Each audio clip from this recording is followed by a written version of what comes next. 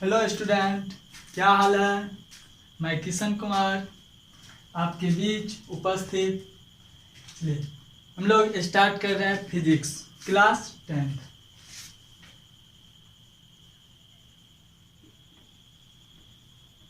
Class 10th के लिए physics में हम लोग स्टार्ट करेंगे अध्याय 2।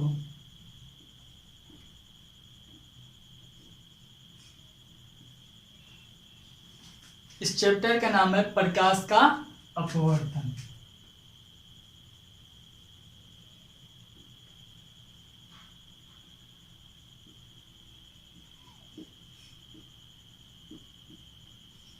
प्रकाश का अपवर्तन यानी रिफ्रैक्शन ऑफ लाइट या रिफ्रैक्शन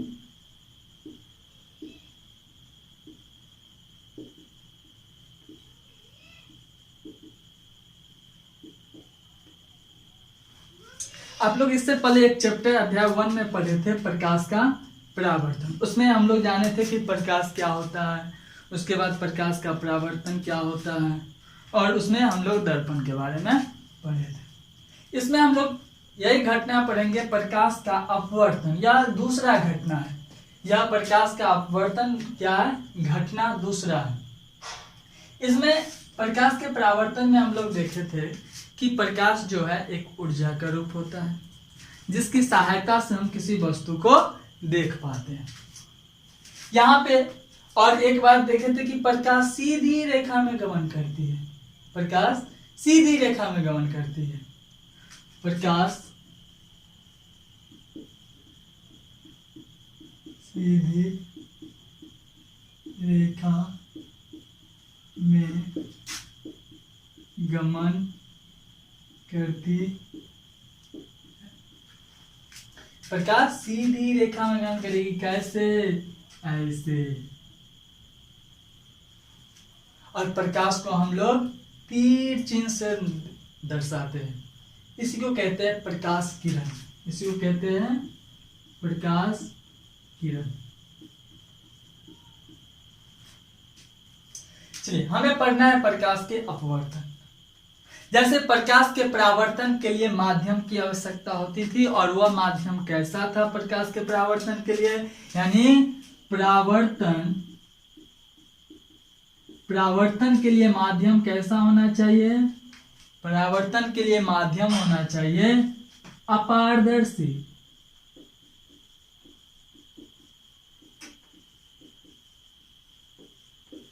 कैसा माध्यम चाहिए परावर्तन के लिए? अपारदर्शी। और अपारदर्शी माध्यम कैसा था कि प्रकाश ऐसे एक साइड पॉलिश किया रहता था, लाइट प्रकाश ऐसे आती थी और टकरा के वापस चली जाती। इसी को हम लोग कहते थे परावर्तन। लेकिन इस अध्याय में हम लोग प्रकाश के अपवर्तन में इसके लिए जो माध्यम की आवश्यकता होगी, और वह माध्यम कैसा होगा? माध्यम जो होगा, माध्यम कैसा होगा? पारदर्शी। पारदर्शी या प्रकाशीय।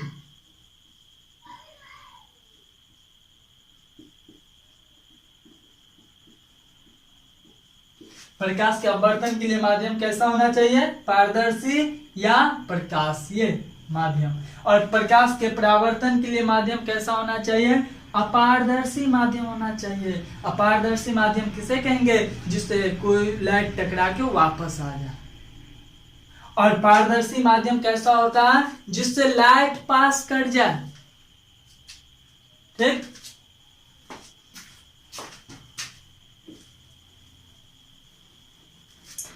तो माध्यम कैसा होना चाहिए? पारदर्शी या प्रकाशीय माध्यम होना चाहिए। अब यहाँ पे हम लोग बात करते हैं कि प्रकाशीय माध्यम दो तरह के होता है। प्रकाशीय माध्यम कितने तरह के? दो तरह के। लिमिटा दिया जाए।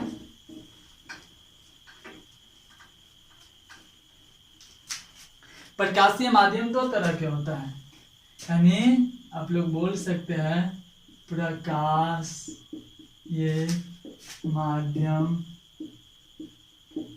दो प्रकार के होते हैं। पहला कौन? विरल माध्यम, और दूसरा सघन माध्यम। पहला कौन? विरल माध्यम, दूसरा क्या? सघन माध्यम। अब यहाँ पे बात करेंगे विरल माध्यम क्या होता है और सघन माध्यम क्या होता है। यानी जिस माध्यम में प्रकाश का वेग अधिक हो उसे हम लोग विरल माध्यम कहेंगे, और जिस माध्यम में प्रकाश का वेग कम हो उसे सघन माध्यम कहेंगे। यानी हम लोग बोल सकते हैं जिस माध्यम में प्रकाश का वेग अधिक हो उसे विरल माध्यम कहते हैं। इसी तरह से जिस माध्यम में प्रकाश का वेग कम हो उसे सघन माध्यम कहते हैं।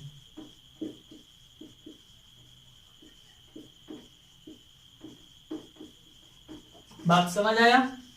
देखिए, क्या जिस माध्यम में प्रकाश का वेग अधिक होगा उसे विरल माध्यम कहेंगे, और जिस माध्यम में प्रकाश का वेग कम होगा उसे हम लोग सघन माध्यम कहेंगे। यह दो पॉइंट आपको बार बार यूज होगा। जिस माध्यम में प्रकाश का वेग अधिक होगा उसे विरल माध्यम कहेंगे, जिस माध्यम में प्रकाश का वेग कम होगा उसे सघन माध्यम कहेंगे। चलिए इसको मिटा दिया जाए। तो प्रकाशीय माध्यम दो प्रकार के होते हैं, कौन कौन? विरल माध्यम और सघन माध्यम। तो विरल माध्यम किसे कहेंगे? जिस माध्यम में प्रकाश का वेग अधिक होगा उसे विरल माध्यम कहेंगे, जिस माध्यम में प्रकाश का वेग कम होगा उसे सघन माध्यम कहेंगे।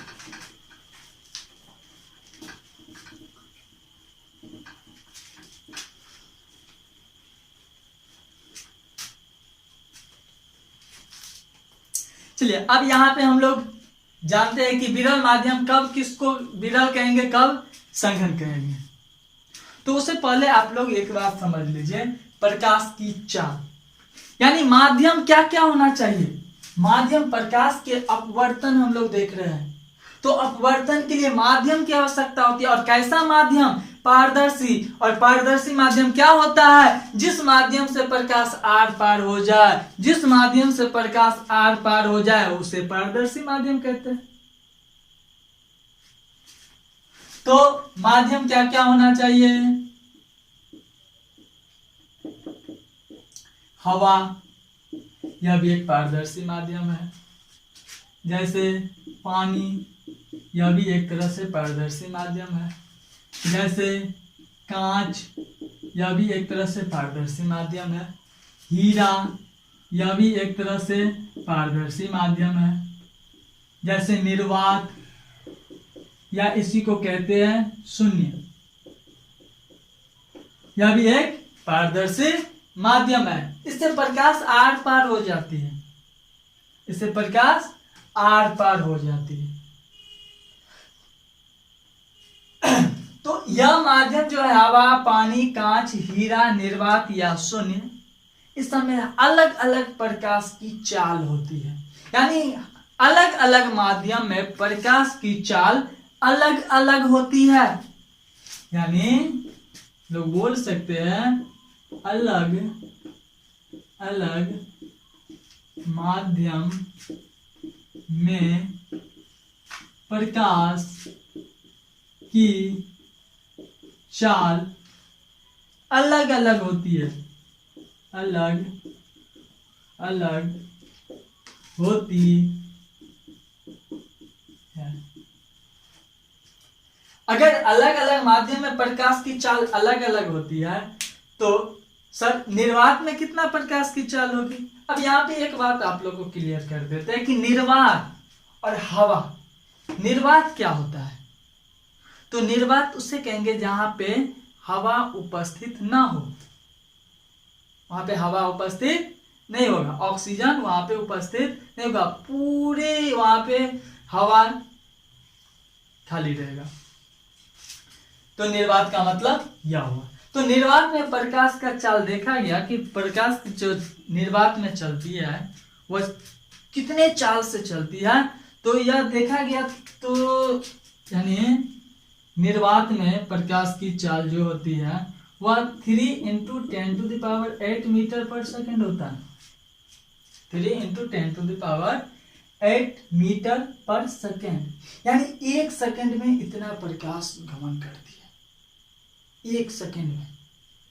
इसको किलोमीटर में देखा जाए तो इसको 3 × 10⁻, किलोमीटर में आप लोग मीटर से किलोमीटर में चेंज करेंगे तो क्या करेंगे, 1000 से डिवाइड करेंगे, 1000 से डिवाइड करेंगे तो क्या होगा, 5 किलोमीटर पर सेकेंड। इसका मतलब क्या हो, 3 पर 5 0, 1 2 3 4 5, तो कितना हुआ, इकाई दाएं सैकड़ा हजार 10,000 लाख, मतलब 3 लाख किलोमीटर पर सेकेंड, यानी प्रति सेकेंड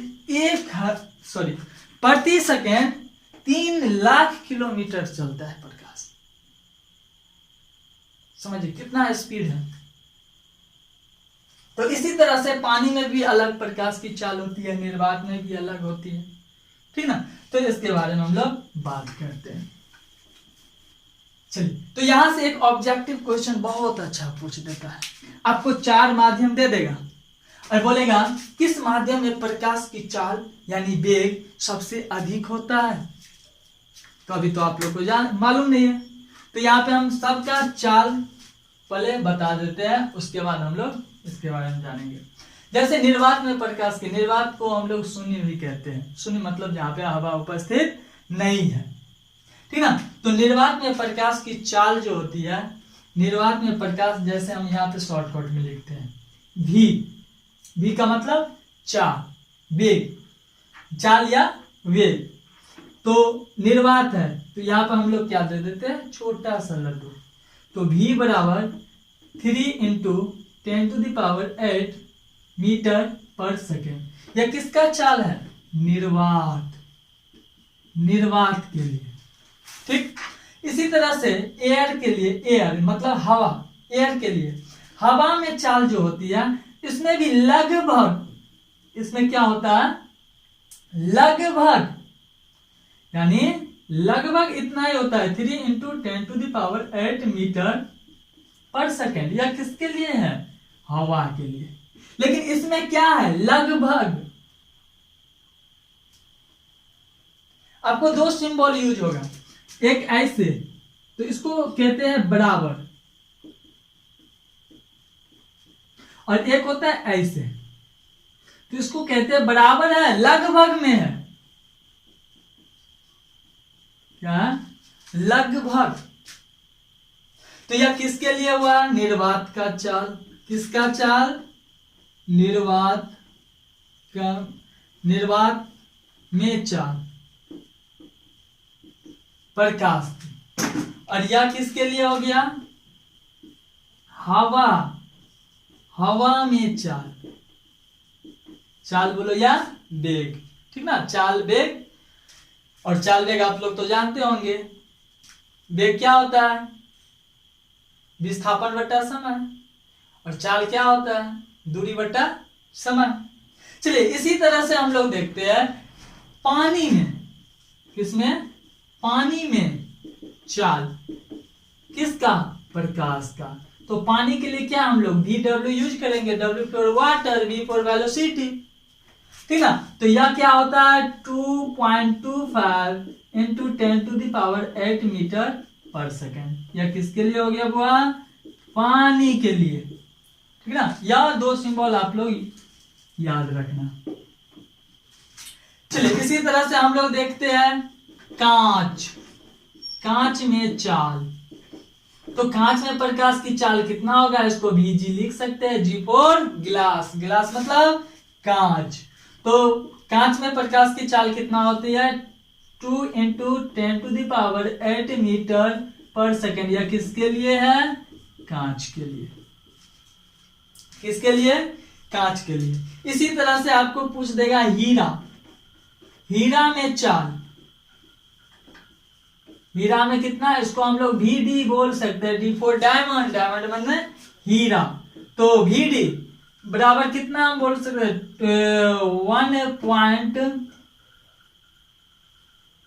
1.23 बोल दो, 1.23 इंटू 10⁸ मीटर पर सेकेंड। यह किसके लिए हो गया, हीरा के लिए।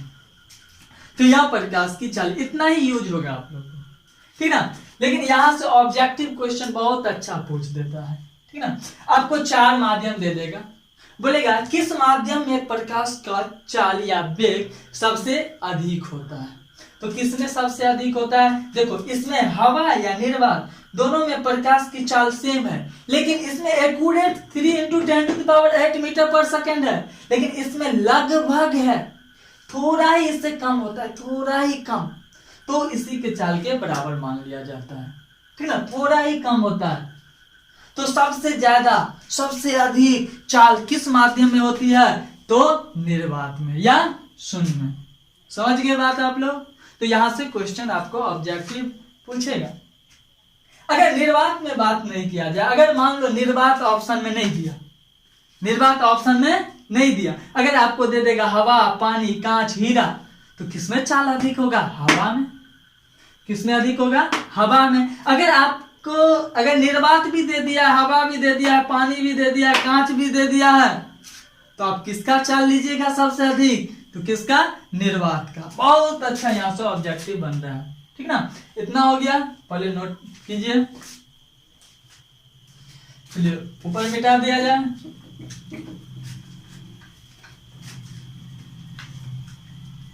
तो इस छोटी छोटी बात याद रखने के लिए लिख लीजिए ताकि भूले ना, एकदम बहुत छोटी छोटी, घबराने की जरूरत नहीं है। यहां से जो जो पॉइंट आपको यह ऑब्जेक्टिव में पूछेगा और पूछ चुका है, तो ऑब्जेक्टिव के लिए आप लोग ऑब्जेक्टिव के लिए स्टार मारना, ठीक ना। तो क्या बोलेंगे, सबसे अधिक निर्वात में प्रकाश की चाल होती है, सबसे अधिक निर्वात, या इसी को कहते हैं शून्य में, सबसे अधिक निर्वात या शून्य में प्रकाश की चाल होती है, ठीक ना। और उसके बाद जो भी माध्यम है सब में प्रकाश का चाल कम हो गया हुआ कि नहीं, ठीक ना। तो इसलिए हम लोग एक दो पॉइंट बात की, माध्यम दो प्रकार के होता है, एक सघन माध्यम होता है, एक विरल माध्यम होता है। अब हमें डिसाइड करना है कि कौन कब सघन होगा, कौन कब विरल होगा। तो यह फिक्स नहीं है कि यह सघन होगा या विरल होगा, नहीं नहीं नहीं नहीं नहीं। इसको समझने के लिए यहाँ पे एक छोटा सा एग्जांपल आप लोगों को दिखाते हैं।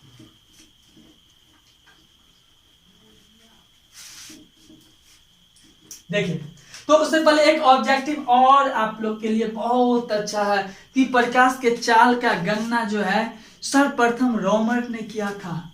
किसने किया था, रोमर ने। सबसे पहले उसका अध्ययन उन्होंने ही किया था कि प्रकाश जो है किस चाल से, किस माध्यम में किस चाल से जा रही है, ठीक ना। तो इस बात को नोट कर लिया जाए, ऑब्जेक्टिव के लिए बहुत अच्छा क्वेश्चन है।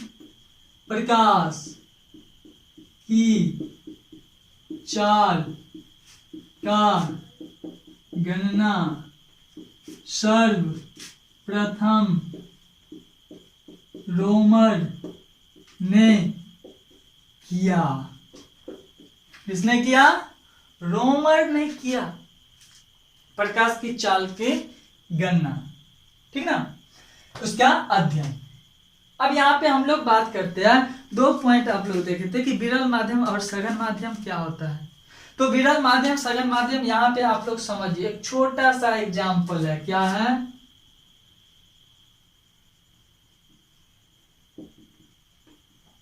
हम लोग किसको समझेंगे, विरल और सघन माध्यम। किसके बारे में बात करेंगे, विरल और सघन माध्यम।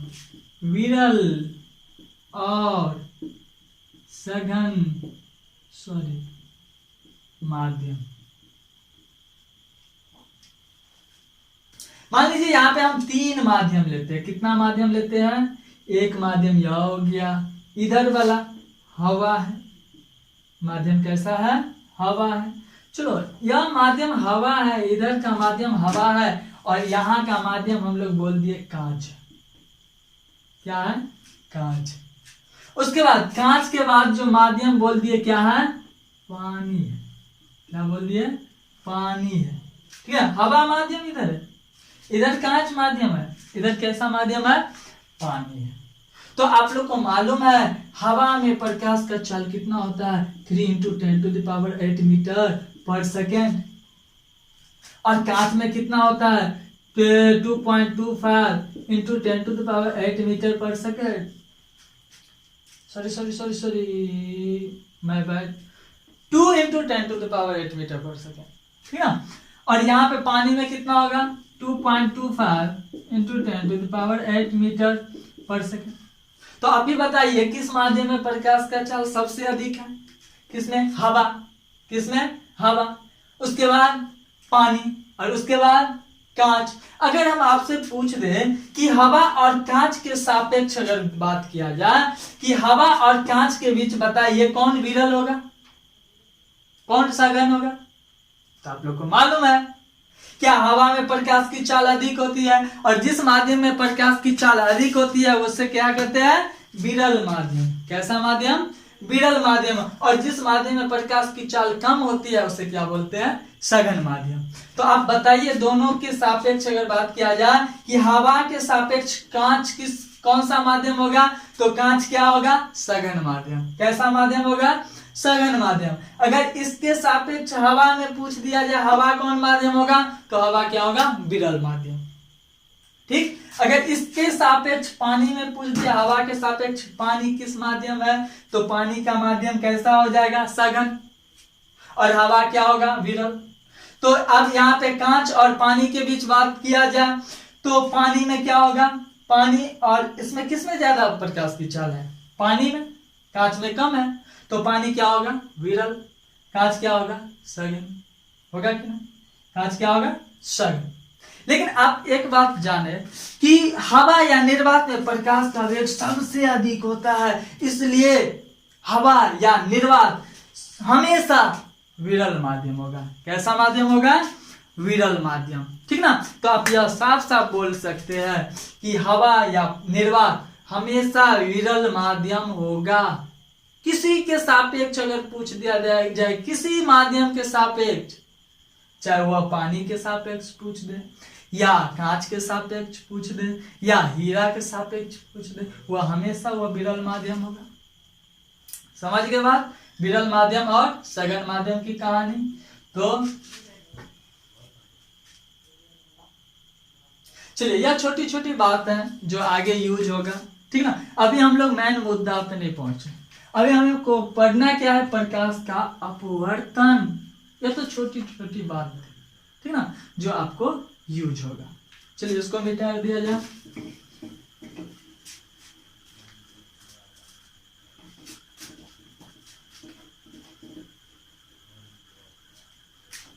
चलिए हमें पढ़ना है प्रकाश के अपवर्तन। ठीक ना। उससे पहले हम लोग क्या क्या पढ़े, क्या क्या छोटी छोटी बात थी, इसके बारे में हम लोग जान लेते हैं। तो सबसे पहले हम लोग देखें कि प्रकाश सीधी रेखा में गमन करती है, ये तो सबको मालूम है। या कब तक करेगी? जब तक कोई माध्यम ना आए। जैसे ही माध्यम आएगी तो वह फिर हर घटना बदल जाएगी।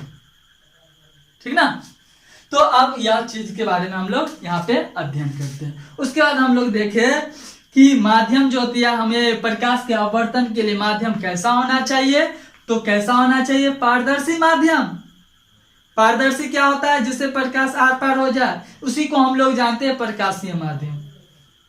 ठीक ना। उसके बाद हम लोग देखें कि प्रकाश का वेग, अलग अलग माध्यम में प्रकाश का वेग हम लोग अलग अलग देखें। और सबसे अधिक वेग जो होता है वह निर्वात में होता है, और थोड़ा कम होता है किसमें? हवा में, लगभग। तो हवा और निर्वात में एक ही प्रकाश की चाल होती है। ठीक ना। और प्रकाश की चाल की गणना सबसे पहले जो अध्ययन किया था, किसने किया था? रोमर ने किया था। किसने किया था? रोमन में। अब यहाँ पे हम लोग देख रहे हैं प्रकाश का अपवर्तन। अब हम लोग चैप्टर की ओर आ गए।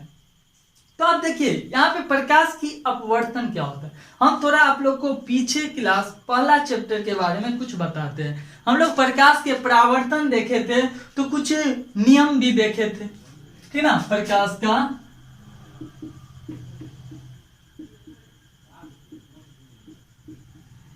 हम लोग प्रकाश का परावर्तन देखे थे।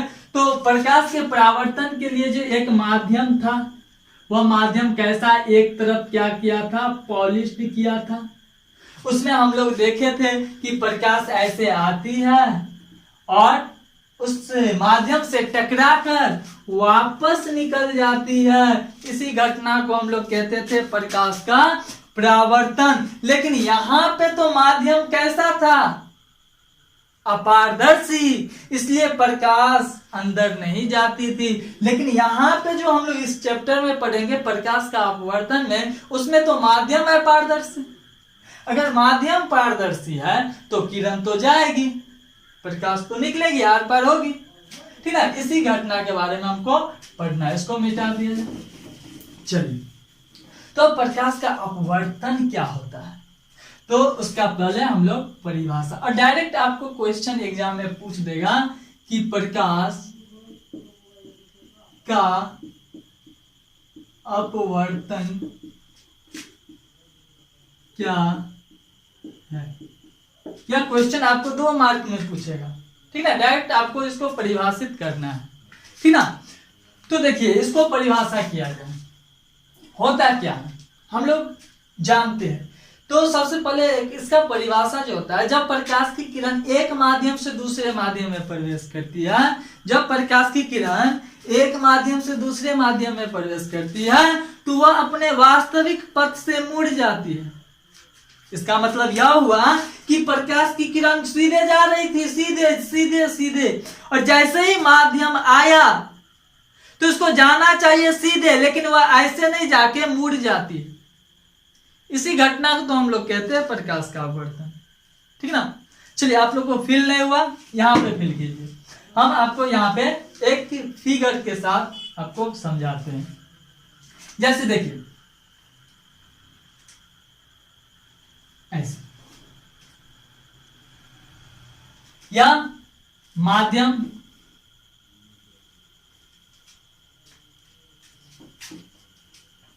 यहां पे बात करते हैं ऐसे। चलिए, इधर हम लोग बात करते हैं माध्यम 1, इधर बोल दिए माध्यम 1, इधर बोल दिए माध्यम 2, इधर माध्यम 1, इधर माध्यम 2। अब लाइट इसमें क्या होगी, लाइट ऐसे आ रही है, ऐसे गई लाइट, ऐसे लाइट गई सीधी रेखा में। इधर देखो माध्यम एकदम अलग है और इधर का माध्यम अलग है। अगर इस माध्यम में प्रकाश, किसी भी माध्यम में प्रकाश अगर जाएगी तो वह सीधी जाएगी। कब तक, जब तक कोई माध्यम ना बदल जाए।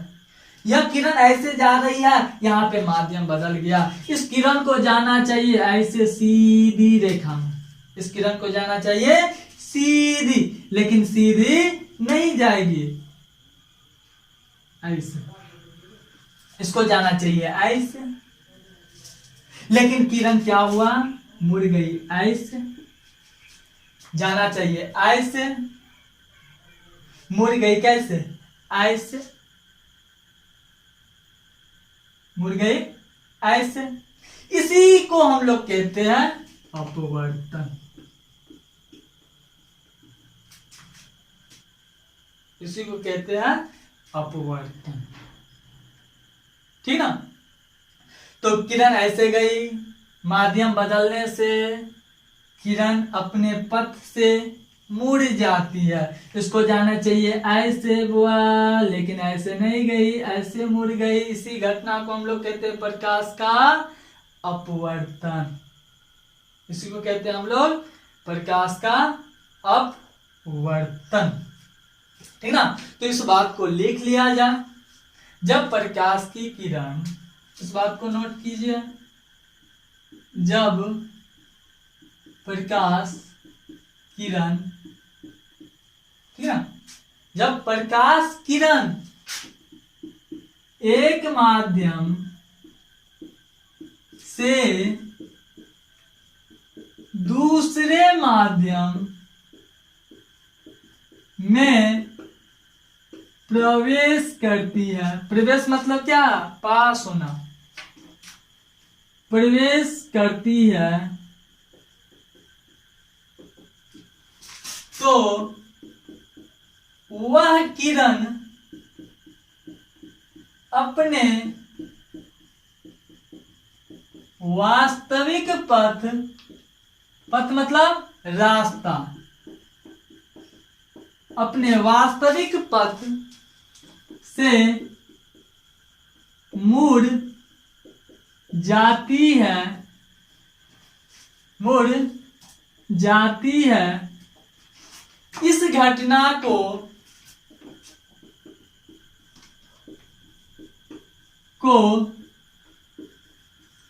प्रकाश का अपवर्तन कहते हैं।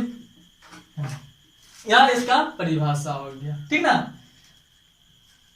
जब प्रकाश की किरण एक माध्यम से, देखो देखो, एक माध्यम से दूसरे माध्यम में, किस माध्यम में, दूसरे माध्यम में प्रवेश करती है, जब पास करती है, तो वह किरण, तो कौन किरण, जो प्रवेश की, तो वह किरण अपने वास्तविक पथ, अच्छा इसमें किरण का पथ किया था, यह किरण का पथ था वास्तविक, लेकिन वह अपने वास्तविक पथ से मुड़ जाती है। कैसा, मुड़ जाती है। इसी घटना को हम लोग कहते हैं प्रकाश का अपवर्तन, ठीक है। इतना नोट कीजिए, या 2 मार्क में आपको अगर एग्जाम में पूछ दे तो आपको यह 2 मार्क में यह परिभाषा लिख देना है, और साथ साथ आप यह फिगर भी दर्शा सकते हैं, ठीक ना। चलिए नोट कीजिए, उसको मिटाया जाए।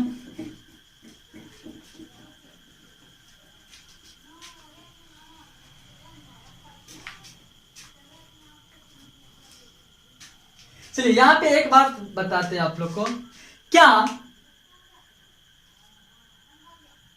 100% ऊर्जा के साथ प्रकाश आएगी तो क्या सर 100% अपवर्तन हो जाएगा?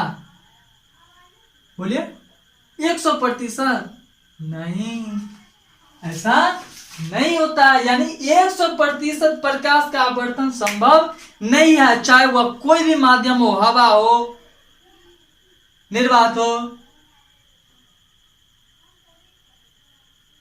पानी हो, कुछ भी हो, 100% प्रकाश का अपवर्तन संभव नहीं है, ठीक ना। जैसे देखिए आप लोग को बताते हैं कि मान लीजिए यह एक माध्यम है, आप यहाँ पे एक पॉइंट नोट कराएंगे, उससे पहले इसमें फिगर पे देखिए, यह कोई माध्यम है। मान लो माध्यम कैसा है,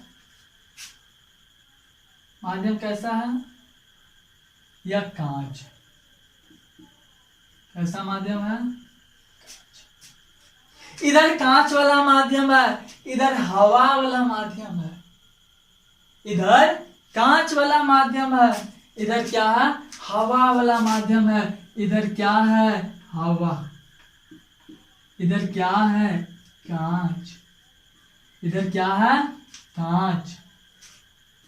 अब होगा क्या कि प्रकाश की किरण इसमें जाएगी, मान लो प्रकाश की किरण ऐसे आई, ऐसे आई, यानी 100% ऊर्जा के साथ आई, तो यह जो कांच क्या करेगा, तो कुछ ना कुछ प्रकाश को तो अवशोषित करेगा, या क्या करेगा, कुछ ना कुछ प्रकाश की ऊर्जा को यहीं पे अवशोषित कर लेगा, यानी अवशोषित करेगा। पहला घटना हम लोग क्या देखे, अवशोषित करेगा, और कुछ प्रकाश को परावर्तन करेगा, क्या करेगा, परावर्तन।